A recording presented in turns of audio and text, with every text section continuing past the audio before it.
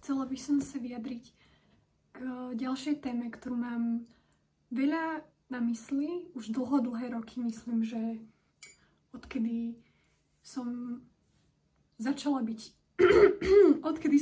byť v takomto 12-ročnom veku, tak som si viac túto tému začala uvedomovať a teraz v poslednej dobe hrá veľkú rolu v tom šialenom cirkuse, čo sa mi odohráva v hlave. A to je téma autentickosti, individuality, alebo jednoducho ako byť sama sebou. Alebo že kto som ja, čo je moja identita. A dnes som bola na divadelnej súťaži. Jedno predstavenie na túto tému som videla a v jednom predstavení na túto tému som hrala. A fakt iba viac ma to utvrdilo v tom, že skutočne nad tým premýšľam a že skutočne je to aktuálna vec nielen pre mňa, ale pre kopec ľudí a až do takej miery, že sa o tom robí umenie, ale myslím, že o tom sa vždy robilo umenie, vždy sa bude, ale tak som si na to jednoducho dnes o to viac spomenula a povedala som si, že asi o tom spravím video esej, keď už mi to dáva takéto náznaky, okolie moje, vesmír. Neviem, že asi by som mala. A je to ťažké nájsť samu seba. Hlavne v tomto období. Vo všetkých obdobiach, ale myslím v období môjho života, že toto je ten vek, kedy sa človek tak najviac nachádza, podľa mňa, lebo naberie už takéto vedomie o tom, že už nie sme deti, už proste nežijeme v tom našom nejakom svete, ale už žijeme vo veľkom svete a už si uvedomujeme, že OK, hráme nejakú rolu v tom svete, sme niekým voči ostatným, voči ľuďom, ale kým sme voči sebe, kým sme naozaj, kto je proste, že druhý nás vidia možno len ako spolužiaka, alebo vidia nás ako kamaráta, ako rodinu, vidia nás ako tá jedna baba, ktorá je vždycky na umeleckých podujatiach, alebo proste pre každého sme niekým, pre každého hráme nejakú rolu, ale kým sme v skutočnosti, kým sme naozaj tak od srdca, tak úprimne, tak celkovo. A často tým, kým som vnútri, ako sa v skutočnosti cítim, alebo čo ma identifikuje, tak mám pocit, že to neprejavujem vonku. Že ako keby nedokážem byť sama sebou. Nedokážem byť tým človekom, ktorým som vo svojom vnútri a ktorým som, keď som sama napríklad, alebo som v mojej hlave, alebo mám takú mienku o sebe a mám pocit, že ostatní ľudia takú mienku o mne nemajú. Ale tým nechcem povedať, že je dôležité každého presvedčiť o tom, aký sme a že nejako vysvetľovať ľuďom, kým sme a dožadovať sa pochopenia. Bola som prerušená hovorom. Ale každopádne, nejde tu o to, aby sme presviečali druhých ľudí, ale aby sme prirodzene boli takými, akí sme. A to, aký si kto o nás spraví názor, je už ich vec. Len cítim takú potrebu zadosťučinenia voči sebe, alebo tak celkovo, že keď nie som sama sebou, aj tak si o mne ľudia vytvoria nejaký ten svoj názor. Iba že keď nie som sama sebou, viem, že to netkvie proste z toho, aká v skutočnosti som. Aj keď mám možno, ak je ten názor pozitívny, alebo aj keď je negatívny, tak vždy je lepšie, keď majú ten názor o tom vašom skutočnom vnútri, o tej vašej skutočnej identite, mojej teraz v tomto prípade. Lebo to sa aj tak vraví, že vždy je lepšie, keď vás ľudia nenávidia za to, kým ste, ako keď vás milujú za to, kým nie ste. A teraz to pre mňa naberá úplne nový význam a úplne inak sa na to pozerám. Vzhľadom na moje posledné uvedomenia, že skutočne častokrát tým, kým sme, častokrát tým, kým som len preto, aby som niekoho presvedčila. Aby som sa niekomu zavďačila, alebo aby som dosiahla to, že ma niekto bude mať rád. Alebo že budem niekomu sympatická. A to je to, čo po mne vyvoláva ten nepokoj. A to je aj dôvodom k môjmu nešťastiu alebo k mojej nespokojnosti, pretože sa vzdialujem od seba, aby som sa priblížila k ľuďom, ale v skutočnosti sa k ním aj tak nepriblížim, pretože proste to nie je úprimné. Akože možno to chcenie priblížiť sa k ľuďom je úprimné, ale to, ako to robím, proste robím na úkor seba a svojej autentickosti, alebo ako to povedať jednoducho, nie som sama sebou na úkor toho, aby ma mal niekto rád. A potom aj tak ma kopec ľudí proste nemá rado, ale takto sa cítim možno aj horšie za to, že ma nemajú radi. Natáčam to už na 3. krát, pretože mi iPhone povedal, že nemám dosť priestoru úložného, takže už ani neviem, čo som hovorila naposledy. Len viem, že som ja povedala o tom, ako som people pleaser v podstate, ale hľadanie samej seba. Viem, že to je hlavná téma. Podľa mňa na začiatok som toho povedala dosť. A už len chcem povedať to, že priznám sa, že neviem, ako mám hľadať samu seba.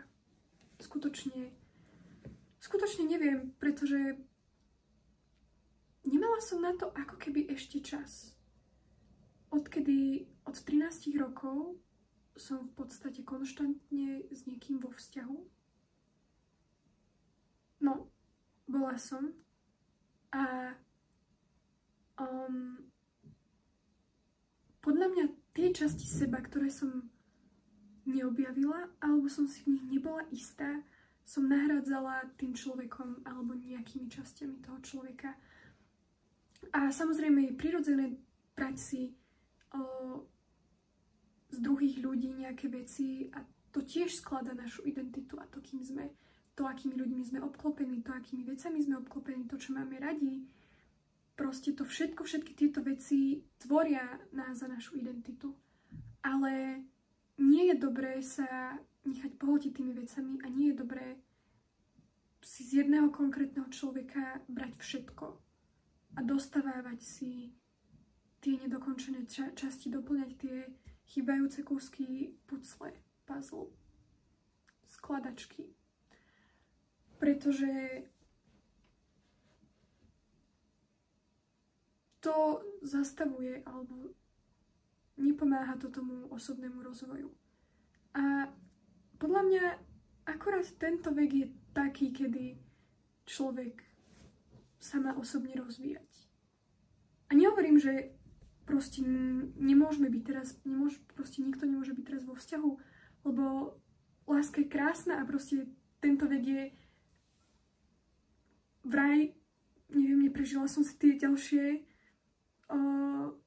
veky, roky potom, ale veľa akože starších ľudí, ktorých poznám, odo mňa starších, hovoria, že bože, mladosť to je vek lásky, proste milujte sa, lebo najviac máte, neviem, asi ešte sme nestretli proste to, aký hnusný je svet, asi sme ešte schopní lásky, neviem, ako to chcú povedať, ale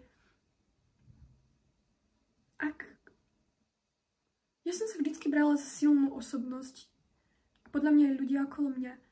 Ale možno v tomto veku nastáva taký zlom v tom hľadaní identity, kedy sme do istej miery možno zraniteľnejší, krehkejší voči vonkajším impulzom a voči tomu, ako nás ovplyvňujú ostatní ľudia. Aj keď sme mohli ako dieťa byť silná osobnosť, tak možno akurát teraz nie sme, pretože sa nachádzame. A myslím si, že to sa stalo mne, že som bola krehká v tom zmysle tých svojich jednoducho svojej identity. Viem, že toto slovo opakujem stále dokola, ale neviem to nejako inak pomenovať. Mrzí ma to. A jednoducho som sa spoliehala na to, že vždycky je pri mne niekto, ktorý v podstate mi tú moju identitu udáva, že ako keby ja sa identifikujem ako niekto, kto s nimi súvisí. Alebo jednoducho brala som si z tých ľudí až priveľa to, čo mi chýbalo. A to je zvláštne teraz v tom období, kedy s nikým nie som, že vlastne všetky tie časti, samozrejme zostalo vo mne kopec vecí, čo som si z tých ľudí zobrala. Z každého jedného človeka, ktorého som kedy mala rada. A ktorého aj mám rada doteraz. Ale všímam si také chýbajúce časti proste, ktoré vyplňal ten človek a zrazu tie časti sú zase prázdne a ja sa musím naučiť tú časť vyplniť samou sebou a nie niekým iným, pretože to je dočasné riešenie. Pretože jediný človek, s ktorým sme celý život, sme my sami. A kebyže to vyplním niekým iným, tak ten človek tu nebude večne. Proste, kopec ľudí má jednoducho vzťahy na celý život. Dobre. Ľudia proste nie sú ako labute, že si hľadajú partnerov na celý život. Aj keď bolo by to krásne a ja by som to tak skutočne chcela. A príde mi to ako niečo nádherné, keď sa to niekomu podarí. Je to skutočne úprimná láska, úprimný vzťah a fakt. Žiaľ Bohu, ja možno tak trochu idem do tých vzťahov s tým, že chcem, aby vydržali čo najdlhšie, že ideálne navždy. Mám nejak tak... Proste tomu verím, že o to ide, ale o to nejde. Niekedy ide len o to, aby sme sa z toho vzťahu niečo naučili a aby sme si zobrali niečo od toho človeka. Ale zase nie až moc a tie dobré veci. A aby sme sa potom posunuli ďalej a každý vzťah, či už zlý alebo dobrý, je nejaké ponaučenie do života. A možno to nemusí byť ani náš vzťah, možno len môžeme pozorovať niekoho, ako má taký vzťah. A aj to nám môže niečo dať. Ale hovorím tu teraz o tých vzťahoch, ktoré my vytvárame. Takže byť samou sebou je na jednu stranu asi úplne jednoduché a nie je na tom nič, čo by človek musel ovládať, nie je tam žiadne komplikované vysvetľovanie alebo nejaké pravidlá, pretože žiadne pravidlá nie sú, pretože človek len musí byť samým sebou. Ale na druhú stranu je to strašne ťažké. Aspoň pre mňa. Pre kopec ľudí možno ani nie, ale ja aj keď si myslím, že som samou sebou, tak potom retrospektívne si uvedomím, že vlastne nie, to by som nepovedala, alebo to by som nespravila, že prečo som niečo také spravila, že to by som nechcela spraviť, ale nemusí to byť ani žiadna zlá vec, len proste niečo poviem a som taká, že wow, že to som povedala. Ale je to cesta. Na to som prišla. Nedá sa zo dňa na deň byť samým sebou a vyžaduje to vec, ja neviem, či odvahy, alebo chcenia, alebo takého zaťatia sa, že zanietenie jednoducho, že budem tým, kým som. Neviem, na to som fakt úprimne ešte neprišla. Ale možno takou sebareflexiou, že čo skutočne nás baví, čo nás naplňa, čo chceme povedať, s akými ľuďmi sa chceme stýkať, ako sa chceme vyjadriť, ktoré veci nás ako ovplyvňujú, alebo ako sa cítime v istých situáciách a nejak tak sa na to pozrieť potom retrospektívne, že aha, že toto sa mi úplne nepáčilo, ako som spravila, alebo že proste som s tým není spokojná, alebo toto v tej situácii som sa cítila zle, ale nespravila som preto nič, aby som sa necítila, neodišla som napríklad z tej situácie, alebo tak. Ale zase nebyť na seba moc prísny, lebo to potom spôsobuje len jednoducho stres a strach z toho, že zase proste nebudem dokonalá v tom, že budem najdokonalejšou, najautentickejšou verziou seba, že teraz zase na seba dám to bremeno toho, že musím byť sama sebou a spravím preto všetko a musím byť dokonalou samou sebou. Proste to je zase perfekcionizmus, ktorý... A možno áno, neviem, možno niekomu to tak vyhovuje, možno proste treba chcieť byť čo najautentickejšou verziou samého seba. Treba chcieť byť čo najdokonalejším samým sebou. To je zaujímavé, že neviem, s ktorou stranou sa úplne identifikujem viac. Možno nejaký zlatý stred. Alebo to už až moc preanalizovávam a jednoducho je to celé mnoho jednoduchšie, ako sa zdá. Len ja s mojím mozgom na to idem tou ťažšou cestou, ako keby som sa takto škrabala, ako sa vraví. Ale verím, že v tej mojej ceste nachádzania sa som spravila veľký krok už len v tom, že som si uvedomila, že som nebola sama sebou a že som spravila nejakú základnú zmenu, nejaký základný čin a krok k tomu, aby som bola viac sama sebou a odtiaľ to už pôjde iba ľahšie. A možno bytím samým sebou je niekedy ako plávaním proti prúdu všetkých tých ostatných vecí, všetkých tých potrieb ctižiadostivosti, potrieb uspokojiť ľudí, proste dbať na potreby iných a jednoducho plávať proti tomu prúdu tých vonkajších impulzov a okolností a jednoducho sústrediť sa na seba a robiť pre seba to, čo si žiada naša duša, naše telo, my sami. A je to aj v tej fráze, v tom spojenom vyjadrení, že byť samým sebou.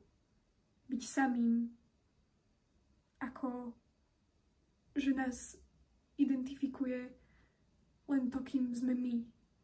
A nie to, čo si o nás ostatní myslia, alebo to, čím sú ostatní voči nám, alebo to, čím sme my voči ostatným, ale je to záležitosť nás s nami, samými. A nikto nám iný nemôže ani povedať, ako máme byť samým sebou. Lebo to vieme my.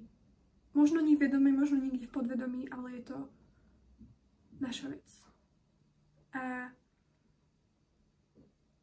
to je niekedy ťažké si uvedomiť. Alebo tak pochopiť skutočne, čo to znamená pre každého z nás.